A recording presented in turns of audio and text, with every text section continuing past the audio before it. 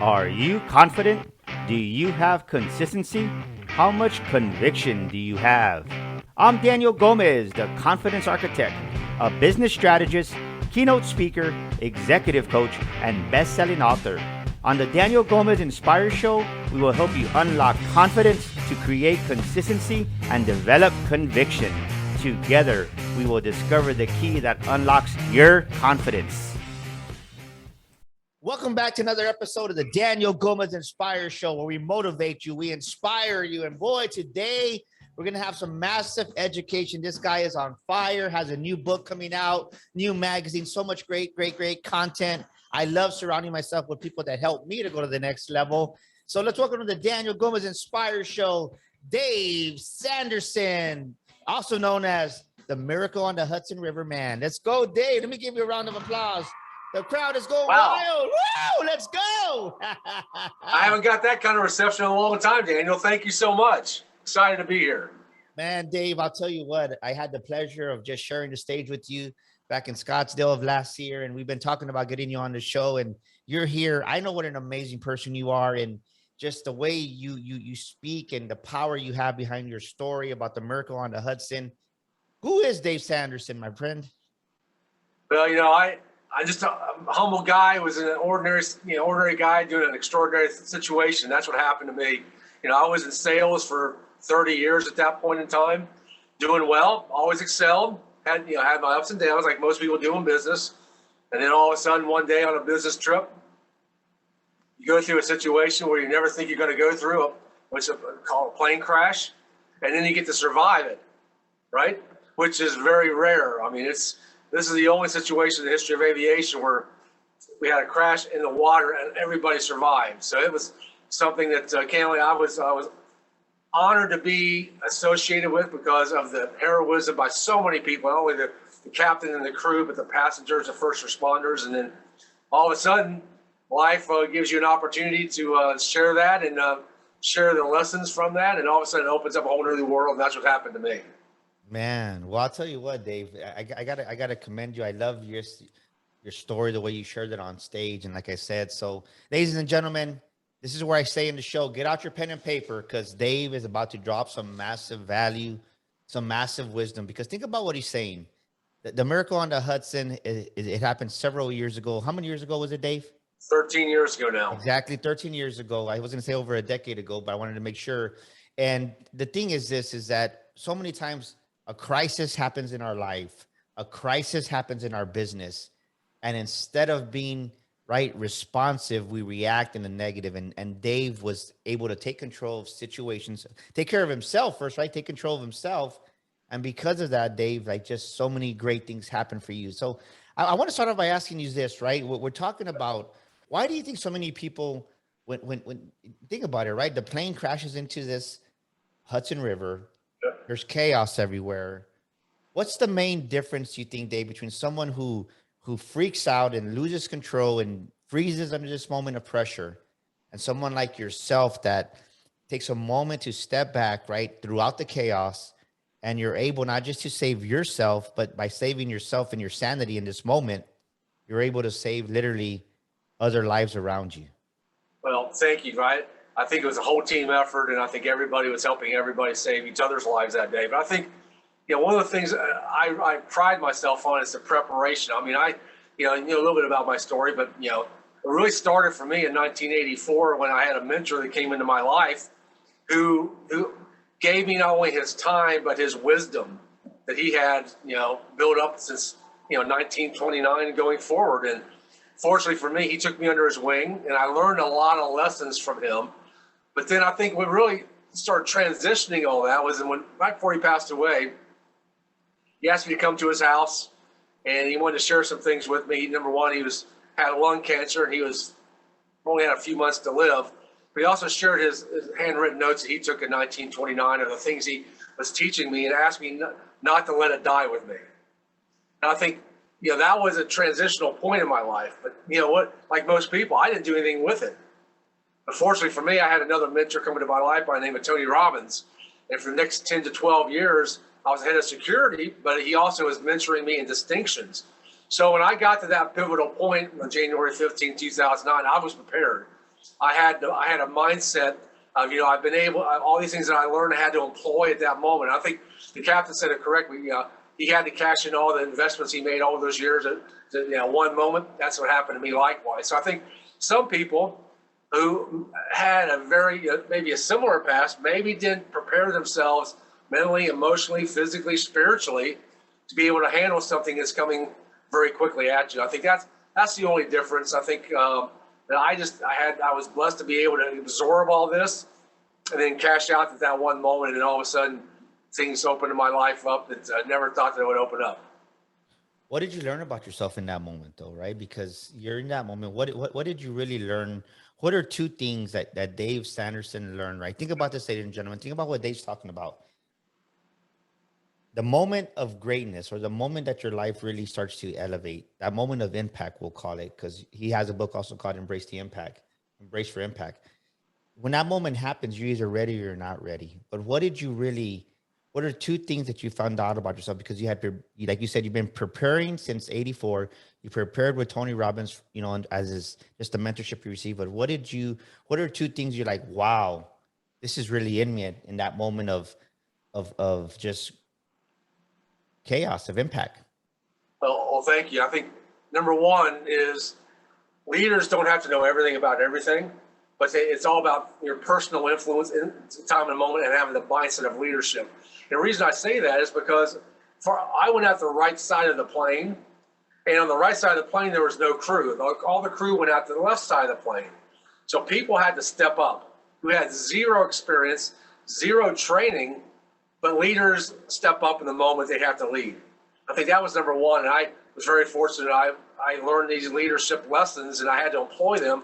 I couldn't question myself. I had certainty that I could at least pull that off. But the second and probably the biggest thing that I learned, and I actually talk about this in my new talk, is that I was pretty judgmental up to that point. I'm not proud of it looking back, but I think we all have those moments of judgment. And what happened to me, Daniel, was about 2 to 3 weeks after I was invited to come back to be on Good Morning America with several other people, the crew and some passengers. And in the green room, one of the passengers started getting emotional, to say it that way. And I started judging him. I'm like, what's wrong with this guy? I mean, we survived a plane crash. We're on national TV. How bad can it get? And then all of a sudden I found out is he was going through a divorce and he lost his job. And all of a sudden I started questioning myself, like, how many times have I judged somebody before I knew their backstory? What does that cost me in my life? Opportunities, money, relationships. If I could change that one thing, be less judgmental, stop assuming and learn, how could that change my life? So that's what I think that was the biggest learning, because what happened about 5 or 6 months later is I got invited to be and speak at the American Red Cross at the Supreme Court. And all of a sudden, it's like I would have these opportunities if I start judging things. So I think that was the biggest lesson I had, is stop judging until you understand the backstory. Judge people on the content of their character, like Martin Luther King said. And that has changed the entire direction of my life. Well, let's go a little bit deeper. I love this, right? So ladies and gentlemen, think about this. Where are you being judgmental in your life? Do you judge on a daily basis? Do you judge on a weekly basis? Are you judging your employees? Are you judging people? But I guess the deeper I want to go, Dave, on this is, how did it cost you opportunities? Because of the comment you said, let's take a little bit deeper dive in this. How has judging hurt your opportunities in business, do you think? Yeah, and I look back now. After that situation, I started looking back through certain times that things didn't happen my way. Whether it was when I was in sales for a company by the name of PeopleSoft, or back when I was at the company by the name of ADP, and I would judge people, and I would make probably irrational decisions, go emotional instead of logical, which cost me not only several hundred thousands of dollars in commission, but more important, relationships and my credibility that I had built up. And I look back on that, I'm like, fortunately, it didn't cost me over the top, like what could happen on some people. But it cost me enough to make me change jobs, look at other things to do, not be around people who could help me be of influence to other people. And I tell you what, it's that awakening for me was like a lightning bolt, because once it hit me, it's like, man, You know, how many times do we all judge, especially look now in the last couple of years? I mean, one of the things I talk about, you know, I've talked about this. The last couple of years have just not been about COVID. It's also been about social justice and police and the election that never ends, right? And we have earthquakes and we got floods and we got all these things stack on people. People start judging things and you can't even have a conversation now with some people because you judge them. So I have tried to step back from that and not judge people for their political views or whatever. Try to have a conversation. And some people, of course, are just they judge you pretty quick. So sometimes you have to disassociate. But I think that's helped me get through the last couple of years is that one lesson. Ladies and gentlemen, listen to what Dave's saying right now. Leaders step up in times of crisis. Leaders step up in that moment when they're needed. He was prepared year after year, decade after decade, all the way back to 84 for that moment, for the miracle on the Hudson. Everybody went one way, he went the other way, right? Because when you're a great leader, those instinctive behaviors kick in. So understand this. Maybe you're in that moment in your life where you're like, man, it's not happening the way I think it is. But I can tell you that there's something happening inside of you, because the work that we're doing, it's an inside work. And at that moment of that, I call it that tipping point in your life, believe me, you're going to be more prepared than you realize. What I think about, Dave, is when my wife was diagnosed with breast cancer, right? All those classes that I took in leadership and training, I made the decision to leave work, and I think most people wouldn't have left it, right? But I knew I had to follow my faith, my heart, because God says first honor me and then honor your family, your wife, of course. And that's the decision that I made, because that was at my core value, who I was. So listen to yourself right now. Are you making decisions based on your core value, based on your true who you are? Be patient with yourself, because that moment's going to come in your life where you're going to have to make that leadership decision for yourself, for your family, and for your employees, and for your business, if you're in business. But I love what Dave is saying. Think about this. Before you judge someone, ladies and gentlemen, what's the backstory? You know, Dave, I have to be honest. I was guilty of that also, right? You go to Walmart, you go to Target, you see somebody with their tattoos sticking out, or just they're not dressed maybe the way you're dressed, but you don't know their backstory. And I think that's I took a training in unconscious bias, which is having to do with judgment, right? In corporations, not having unconscious bias in the workplace. And it was amazing. And the reason it really stuck out to me, and I want to get your perspective on this to give us some insight, is that it was a leadership development class, and it was on unconscious bias. I just did it last year. And there was two retired police officers there. One was county, one was city. And he was ranked up there, but we did this exercise, and they put up a paper saying, how do you perceive yourself and how do you feel other people perceive you, right? What's the unconscious bias? And, you know, one of them was abuses his authority. That was a judgment. The biases he receives. White male, always at, right? Abuses his power. Always at Dunkin' Donuts. Even though it was funny, that's the biases that cops get. And we don't realize it, but we do it instinctively. Right. How did you stop doing that instinctively? And what is your perception of what I just said? Yeah, that's a great insight. And before I share that, I think one of the ways that really came to me, and I think one of the things that Marvel movies does really well, is that they always give the backstory of their characters, right? So they understand what turmoil they had to go through to get to that point. But to answer your question, it's like I think so many people, you know, I think it came to me because I realized I had to become aware of I was doing it. I think that was the trigger for me. I saw it. I made a judgment. It was a poor judgment. I disassociated myself from that gentleman. I've never talked to him again. That's unfortunate for me because I judged something. But I think what you have to do is you have to become totally aware of when you make a judgment. And one of the things I talk about in my book, Moments Matter, is one of the things that day on the plane, I had to be totally aware of everything that was going on around me because things change very quickly in the middle of a plane crash and chaos. You got to be aware. So I think that awareness is probably the first thing you have to do when you start judging somebody. It's like, step back. Okay, you know what? Yeah, I just saw this guy with a tattoo on his back and muscles coming out and his hair's coming down his back. It's like, my dad would say, Daniel, I'll tell you what, my dad would say, that's a long-haired hippie freak, right? Now, my dad grew up, right, in the 30s, right, with a prejudgment. Now it was like, I think I would love to have that hair, right? If I could have hair like that, I'd have it. And all of a sudden, it's like I change the subject and have something in common with that person. So I think it starts with awareness. Yeah, and I love what you're saying because you're being totally honest and you're being totally transparent, and I love that because that's what we need to be right now. We need to be more authentic, more real in this. So this happens, the judgment. So this is the interesting part that I want you to listen to, ladies and gentlemen. Once you remove the judgment, what happened, Dave? My life opened up. I was invited to things and being around people that I would never had ever been associated with. I'll give you a perfect example. I already mentioned the thing at the Supreme Court, but something happened to me like 3 years ago, maybe 4 years ago, somewhere in that time frame. I got approached by a group out of New York City, and they wanted to give me an award.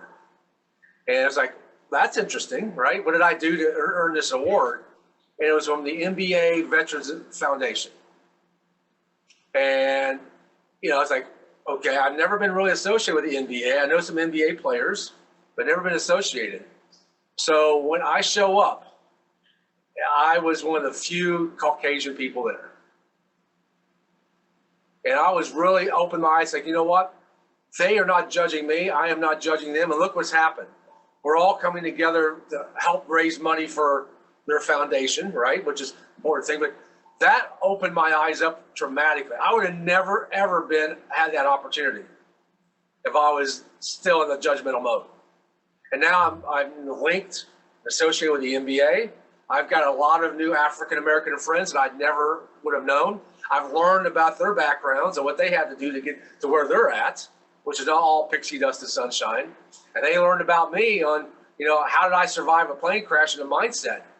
So it's amazing when you put the judgment aside, your life opens up in avenues you would never have the opportunity ever think you'd be associated with. I love this. Think about that, ladies and gentlemen. Where in your business, where in your life is it costing you opportunities because you're judging?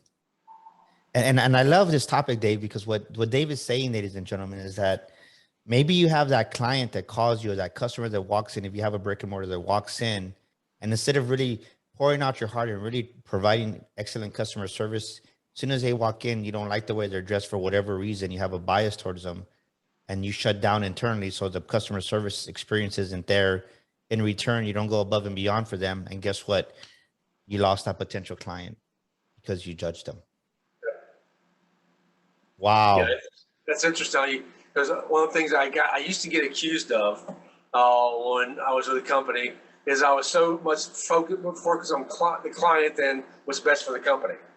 And I always prided myself to be that client advocate. And this happened in 2009, right after the plane crash. Because the backstory is I was up in New York City with that potential client at that time, serving them, and they were more concerned about my well-being than somebody in my company was. So I was like, I'm going to be here for you at 2 o'clock in the morning. I'm the guy you're going to call if something happens, right? Because everything blows up. I mean, nothing goes smooth, right? I mean, you're right. Yeah. So I said, it's okay to say it. Shit happens. You gotta. That stuff happens, So I said, you call me at 2 o'clock in the morning. I'll figure it out. That's my job. And some people in my company said, that's not the way we do business. I said, well, that's the way I do business, and that's why I have such, loyal, raving fan customers. And that was my secret sauce that no one could ever figure out. And I still do it today. As I go out of my way to make sure my client has an unbelievable experience, and they remember me for a personal relationship instead of a business relationship. I love that. Just talking about that, because you remove the judgment, and then the doors open up amazingly, right? God gives you the favor, the grace is upon you, and you kind of explode. And this is what I want to touch base on this episode, because you've lived it, right? And this is something that I've had to work through in last year. After, I think around the time we met, I was going through this myself. So this is what I want to talk about, is because I see so many people in my business coaching, in my executive coaching, that they have success and then they self-implode, they self-destruct. How did a Dave Sanderson embrace the fact of, right, you go through this miracle on the Hudson, Now you're on Good Morning America. All these opportunities open up. What are two things that you did to really embrace the spotlight? Because many times when the spotlight comes on, people crush under pressure, right? They can't handle it, and they self-destruct, they self-implode. What did you learn about yourself in that moment, and what did you, right? How did you embrace? What are two things that you did to embrace that level of success? Because it's not easy. I can tell you, it's not easy, It's because not easy. either you self-implode, right, and the way you do it, you lose it, or right, you get comfortable, and then you stop doing the things that got you there. What? Talk to us about that. I'll give you the backstory to the backstory that I don't talk about a lot in public, which is, I tell people this is new content, new information. So one of the things that happened that night, the Miracle on the Hudson, I got a phone call from Tony Robbins. Tony called the hospital. He tracked me down. I tell people, yeah, he has the resources to find when he wants to get out. He's got it, right? So he and I spoke for a good 15, 20, maybe 25 minutes. One of the things he told me at the end, he said, listen, when you get to Los Angeles, because he knew I was going to do all these shows, call me. I just want to walk you through some things. So I got to Los Angeles. I was doing the Bonnie Hunt and Ellen and all that stuff. I called him when I got to LA, and he was in Palm Springs, and for 2 hours, 2.5 hours, we had this call, and he was coaching me. But one of the things he said to me, Daniel, is the answer to the question. He said, always remain humble. Because people are going to come at you all the time. There's some people who aren't going to like what you do, and he was right. He said, but if you stay humble to yourself, you'll work through it. So I've always focused on staying humble. The second thing I did, and how I did it, is after I ended my time with Tony, because Tony said it's time for you to go, get your stuff on. I'll be there for you. And in my new book, he actually gave me a very nice testimonial. But I got another mentor. His name is Don Barton. And Don, he's a serial entrepreneur. But one of the things I did, I learned from my first mentor, Bill, was he had his kitchen round table. I put together my virtual round table. This is one of the things I talk about now, where back in the 70s and 80s and 60s, people would sit around the table, right? And they would, banter back and forth. Now, with the internet, you can have access to anything or anybody you want. So I put together a virtual roundtable on all the different areas of my life, whether it was leadership. I have my virtual roundtable has Abraham Lincoln on that, and I just immerse myself. So the answer to the question is I stay humble, but how I do that is I go back and look how these great leaders did it and really absorb it and be able to proceed that way. So if I get challenged, because we all get challenged, we all get to that point where we could implode or we could go grow. I go back to my virtual roundtable, do a little research, or some of the people are still alive. Like my spiritual person. He's a bishop of the United States Methodist Church, or the United Methodist Church. I have an opportunity to talk to him, and he can talk me through maybe how Jesus would do it or how God's perspective, and give me a different perspective, which is one of the things I talk about now. So that's how I do it, is have my own virtual roundtable. And I encourage everybody, go through every area of your life, whether it's, finances, spiritual, physical, business, emotional. Find the best person, either in person or online. Learn as much as you can or interact with that person. So when you get to that tough time, and Daniel, we all have tough times, give them a call or go online and see how they handled it, give you a different perspective. So I want you to do me a favor. Look into the mic. Look into the camera, speak into the mic, and talk to that man or woman right now who they've had a little bit of success, and now they're about to self-implode, self-destruct, right? They stopped doing the things that got them to where they're at in their career, in their business, because they reached that set point and they're already at the upper limit. Do me a favor, speak to that person's heart for 1 or 2 minutes, please, if you don't mind.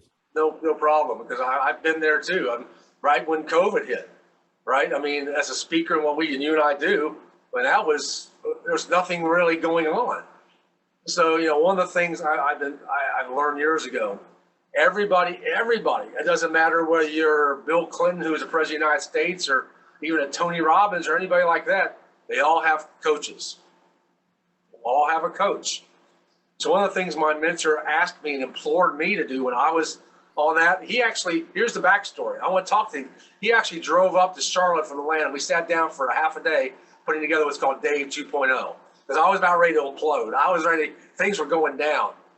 And one of the things we did is we mapped it out. And this is what you're seeing today. It took me a couple of years, but also he said, you got to get a coach. Not only me, I'm the mentor. You got to get a coach. So I've got a coach who's 77 years old, just like Bill was in 1984, who could give me the wisdom. Because one of the things that people think they have is have wisdom, but you can't have wisdom without time put in.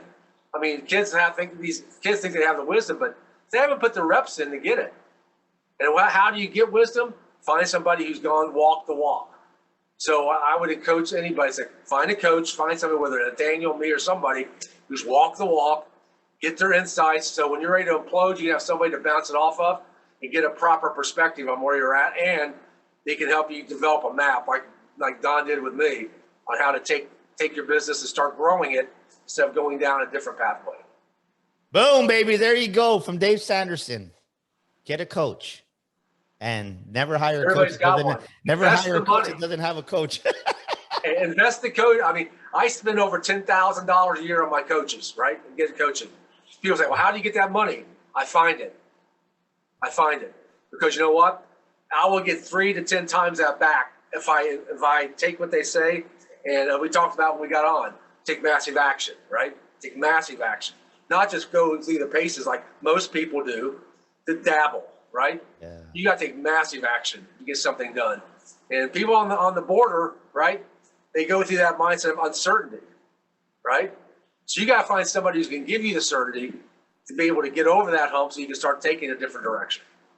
And you know, something that I realized too, it's like soon as you, right? I call it, because we just released our new book too, right? The Makings of a Millionaire Mind. And what I talk about there is, right, when that poor financial inner economy that we have, the way you combat that is you got to start investing in yourself, right? People are talking right now what the stock market, crypto, Bitcoin lost half its value. Put your money in you right now. Invest in you, to what Dave Sanderson is saying. Invest in you right now. And Dave, I love what you're saying, because this is what happens when you invest in a coach, you invest in yourself. It comes back to you, because the moment you sow that seed, and it's a biblical principle, right? Or if maybe you don't believe in the Bible, but you reap what you sow, or cause and effect. The cause is you sow into somebody else's business. Guess what? Boom, somebody's going to sow back into or the effect is somebody's going to spend money with you. And it's amazing. The other day, I just went through this, as a matter of fact, because it was a larger sum of money. I'm like, I have the money. I said, but you know what? I in my mind, I like to keep my account at a certain level. And I'm like, you know what? God says, Daniel, get over it. Just pay it off. So I sent I think it was like $8,000, $9,000. Boom, boom, boom, boom, boom. Like, okay, I feel good, right? I overcame that thought of fear, whatever, lack, right? Because God's ascending our business right now. The next day, $10,000 deal. The next day, another 5. So I released the 9, paid this, paid that. And then I said, you know what was I worried about? But you have to release what's in your hand, ladies and gentlemen. You have to you cannot allow the spirit of poverty, that poor financial inner economy, like I talk about in my book, The Makings of a Millionaire Mind. You can't allow that to control you in fear, and because it kills your self-confidence. It brings out the insecurities in you. But the moment, like Dave says, you let it go and you invest in a coach, miracles happen. And give back to somebody. It's, I mean, I had $65,000 in debt right when COVID was hitting. Because I was trying to figure out how I was going to sustain this, right? I was on an implosion tip point, and I figured out how to pay it off. And when I did that, I was also giving to my church. And I think that was a key line. I wasn't tithing at that point. I was just trying to figure out how I was going to make it. But as long as you give back, it always comes back to you tenfold, right? You paid off your debts. I paid off my debts. I gave to the church. All of a sudden, God rewards you in ways you never may ever see, right? You may not be right in front of you. It may not be financial either. It may be a relationship that you never thought you would have, right? That's how you get paid. It's not always about money. It's about relationships. Because in my new magazine, I write about the direction. And the difference was, I tell this story, and it happened to me 3 or 4 months ago. But I gave this lady who was lost in our neighborhood directions. She got lost again, right? I saw her turn around. She said, I said, okay, obviously I didn't give her right direction, which is different. As soon as I gave her direction, a specific game plan on how to do it, obviously she ended up where she needed because I never saw her again. But that was like a cue for me. It's like, it's not about directions. It's about giving direction to somebody. And that's the greatest gift. Bill gave me direction. Tony gave me direction. Don gave me, so many people give me direction. They've set me on different courses to be able to do what I do today. People giving you direction, be able to do what you're doing today. And by that is by giving first. I love that, right? So I think you have a copy of your book there next to you. Let's talk about the book, From Turmoil to Triumph. We just launched it last Thursday and Friday in Los Angeles. I was very proud of this. This is about a 2-year process, but it's a story really about the lessons that I learned from my mentor, Bill. But as I was writing this, I learned so much more about myself. What I learned is this, is I actually learned the same lessons, Daniel, from my mother and father, but I didn't listen to them, right? Because they were too close to me. Sometimes we were talking about mentors or somebody on the outside can give you direction when you need it. And I talk about From Turmoil to Triumph because, the plane crash was part of turmoil that I was having, and not only with business and my life, but it took me some time to figure out how to turn that around, right? And last year, when on the back of it, I showed the Triumph. This is when I got to swim with the Navy SEALs in the Hudson, going back in the Hudson River, this time leaving on my terms. And that was the Triumph. When you get to leave on your terms. And that's what the story is about. I love that, right? Because what you're talking about is we're not even aware of it. We have relationship filters.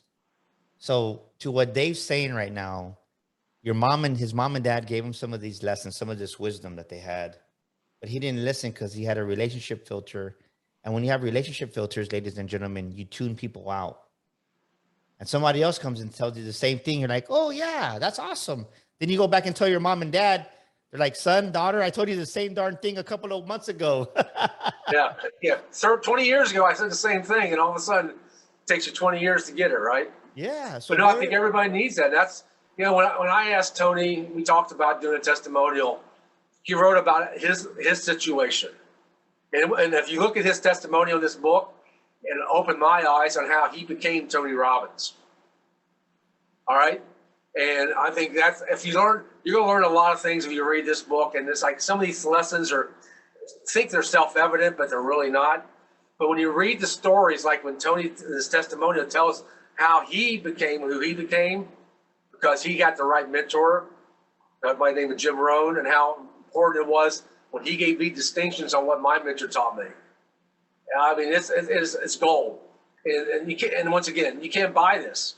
See, people think they can buy anything with money. It's not about that. It's a wisdom and direction you get from people, right? It's worth millions of dollars that you may never see physically, but that's your legacy. And this is my legacy. And what you're doing is your legacy right now. And that's why you got to be congruent and you got to be authentic. Because if you're not, people will see right through it, man. People will see right through it, and they want to be associated with you. So let me ask you this: what's another major nugget they're going to take away from reading that book? Because I want people to go out there right now. Go to Amazon. Where else can they get your book at, Dave? Well, they go to my website, DaveSandersonSpeaks.com. I'll actually personalize it for you. I'd really be honored to do that. I know it doesn't give me the SEO I need, but I really like to personalize books for people because I can write a little note to people. But I mean, there's a lot of lessons here, but one of the lessons I think it happened to me on the plane. This is why I want to point this one out.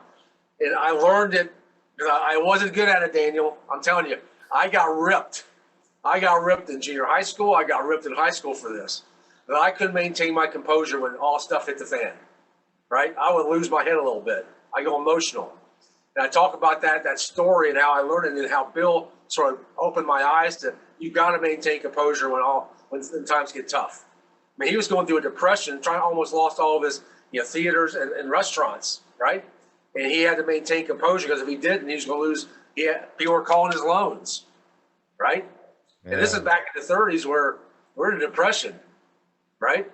And he told me that story. I tell that story in the book. But I look back and I said, how many times I lost my composure? And that day on the plane, we talked about it a little earlier. If I did not maintain my composure on the plane, I could have been going in different directions like everybody else. I love You have that. to maintain your mind when all stuff hits the fan. Do not get emotional. You have to gear it back a step, take a step back and look at the bigger picture. I think that's one of the greatest lessons out of this book is that's actually the last lesson I teach before I show people and tell people what the biggest lesson is. Ladies and So, gentlemen, where in your life are you not maintaining composure? It reminds me of that saying from that great book, right? From Og Mandino's The World's Greatest Salesman is right. I always teach this when I do my corporate training. Strong is he or she who masters the emotions. Weak is he or she who allows their emotions and their feelings to master them, to control them. So, ladies and gentlemen, where in your life are you allowing your feelings to run rampant? Where in your life are you allowing your emotions to run rampant? And it's costing you business. It's costing you relationships. It's costing you your career. It's costing you your marriage. It's costing you friendships. It's costing you your health, right? Because let's face it, your emotions take over. I want a cupcake. Well, you know you shouldn't eat the cupcake, but the feeling is, but it tastes good and you eat it and you know you shouldn't, and you're already 50 pounds overweight. And not that I'm judging you, but I'm just saying I had to get real with myself last year. That's why right? I was always training by myself, Dave. I was always doing it by myself. I always had the capabilities. I was a grown man, but when I almost broke my ankle, like I lost my confidence. I couldn't walk for almost 3 months. I had to use a scooter, and then mentally to overcome that, like, oh shit, is my ankle going to give out? Or you like it, that negativity. And I said, man, and I took a picture. I was there with Floyd Mayweather. We were in Miami and we were just there at this event, and my cheeks were chubby. And I don't mind saying that because I'm being real. So I'm not judging people, but this is things that I had to say, you know what? Because I was going to the gym, but I said, if I'm just going through the gym to go to the motions, and some of us just go through stuff just to go through it, I said, you know what? I'm taking shortcuts in my business. I just can't see it. So I hired myself a trainer. Since then, I've gotten a lot more toned up, but it's taken me 6 months to 7 months to get to where I'm at. Yeah, So I understand. I mean, that's what I had to start swimming last year to swim with the Navy SEALs, the elite of the elite. I had swam since 1979, Daniel, right? And I was called out immediately by a SEAL, right? And he looked at me in the eye after that first time, Daniel. He looked at his name is Scuba, all right? He said, I'm not going to take you out of this, but you're going to take yourself out of this. And he walked away. And I was like, it wasn't a threat. It was like, you better get your stuff together. If you're going to swim, it's one of the toughest rivers in the country to swim in with the elite. You better make a commitment, or no better, a resolve. Just like you did, I had to resolve, and I had to learn how to swim. And I had 100 days. This is what my new talk's about. In 100 days, I turned that from not being able to swim 25 yards to swimming 3.2 miles with the elite. How do you do that? And I lay out the plan for people. I said, this is the map. This is the map, right? Because I've done it. I walked it. You walked it. And you got to be authentic with yourself, man.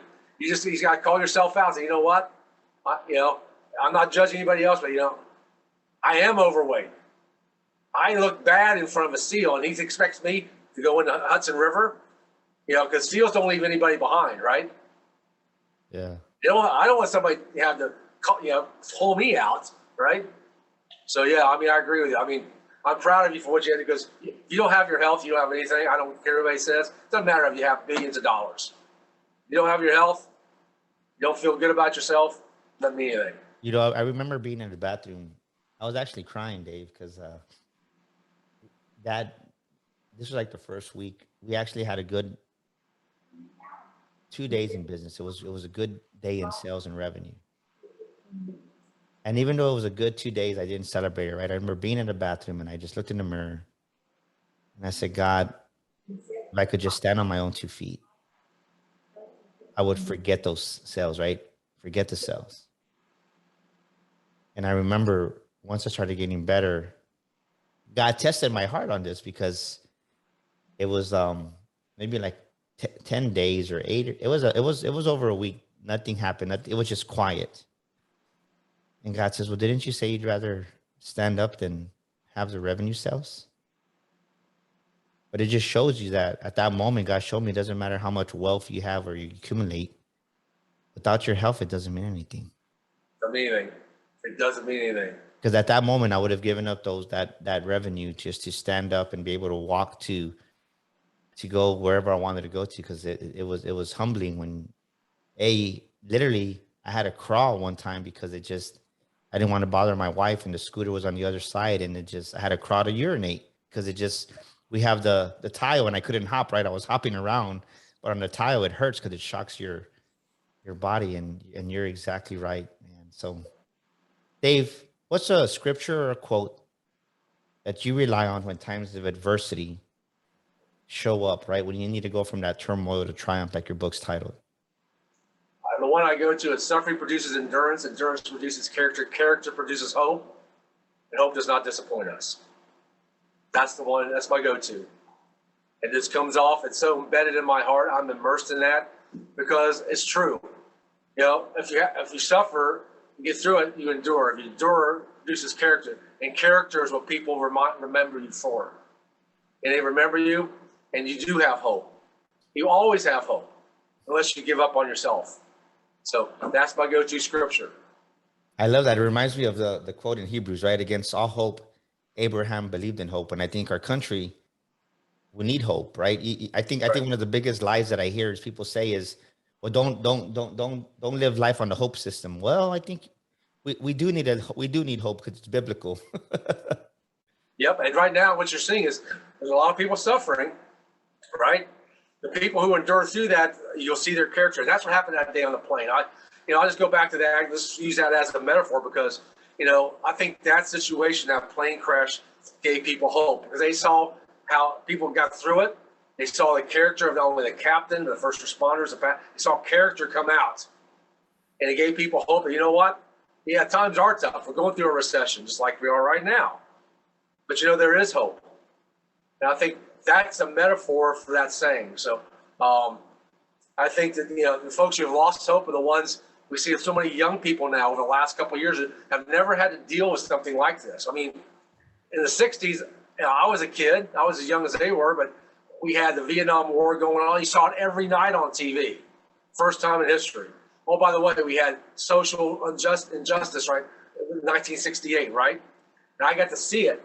So now I can at least share with my kids and share with other people. It's like, I've seen this happen before. We got through it, right? We got through it. But one thing we always had was hope, and we always stuck together. Now people are going different directions. All of a sudden, that's why a lot of them are having the suicide rate the way it is right now. People are losing hope. They don't see any way out, or they go out and start shooting up a grocery store in Buffalo for no reason, right? For no reason, because they've given up hope. And they think they're going to take down everything else by themselves. It's all about them, about their significance, instead of looking at the bigger picture of connection and love. Man, what an amazing time, Dave. Hold up that book. What's the website? We're going to put this in the show notes, ladies and gentlemen. Well, thank you. From Turmoil to Triumph, Dave Sanderson. DaveSandersonSpeaks.com. I appreciate it. It just got up yesterday on the website, so check it out. If not, it's on Amazon if you want a Kindle version. We're going to be doing the audio book here in the next several weeks, so I'm very proud of this book. It's taken about a year and a half to get it done, but I stepped back because I wanted to really include that story of the Hudson River Swim because that is the real lesson. I'm gonna get my copy. I'm gonna get my copy, my brother. Thank you so much for spending time with us. That's the wrap up for this week's episode of the Daniel Gomez Inspire Show. And get out there, Dave Sanderson here today, a special guest. And ladies and gentlemen, if you're stuck in life, if you're stuck in business, go to danielgomezglobal.com and set up your free assessment with us here. We want to take care of you.